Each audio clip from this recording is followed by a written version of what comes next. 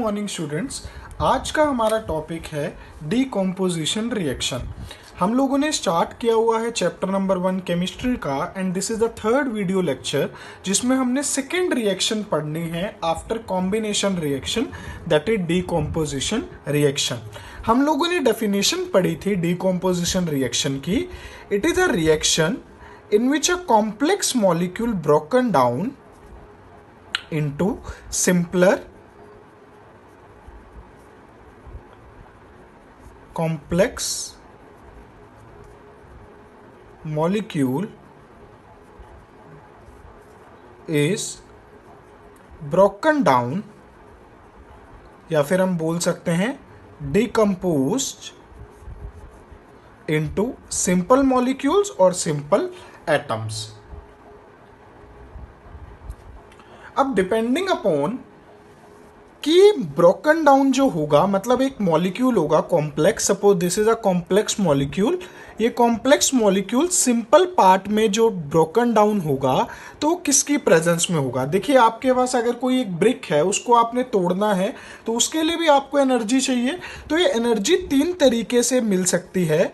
This energy can be derived from the three methods or from the three types this decomposition reaction can be explained।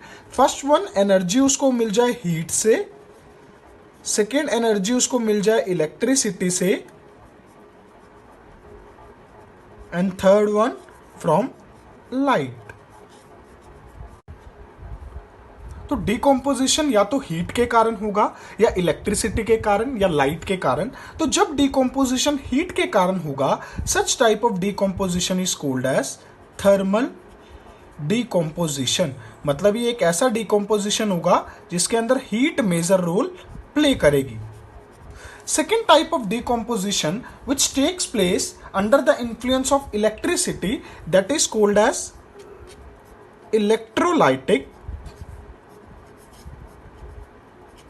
decomposition, and the third type is called as photolytic decomposition।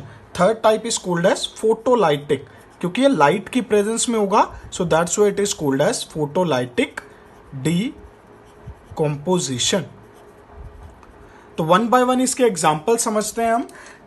Thermal decomposition का सबसे important example है, that is thermal decomposition of ferrous sulphate which give rise to ferric oxide. पहले एक बार reaction लिख लेते हैं, then उसके बाद इसको एक्सप्लेन करेंगे। Second most important reaction is thermal decomposition of lead nitrate. ये रिएक्शन आपको थोड़ी सी याद रखनी पड़ेगी, एक दो बार अगर आप लिख के देखोगे तो आपको ये टिप्स पे हो जाएंगी, कोई इसमें बड़ी बात नहीं है। The next reaction is thermal decomposition of calcium carbonate give rise to calcium. These are the three thermal decomposition reaction. और मैंने आपको लास्ट लेक्चर में बताया था कि हमें रिएक्शन को क्या बनाना होता है, इंफॉर्मेटिव। तो इस रिएक्शन को इंफॉर्मेटिव बनाने के लिए हमें यहाँ पे डेल्टा लगाना पड़ेगा, और अब आप सबको पता है कि डेल्टा का मतलब होता है हीट। अब तीनों रिएक्शन में क्योंकि हीट के कारण डीकम्पोजिशन हो रही है, so we will write a symbol, that is symbol of a triangle, जिसको हम हीट बोलते हैं।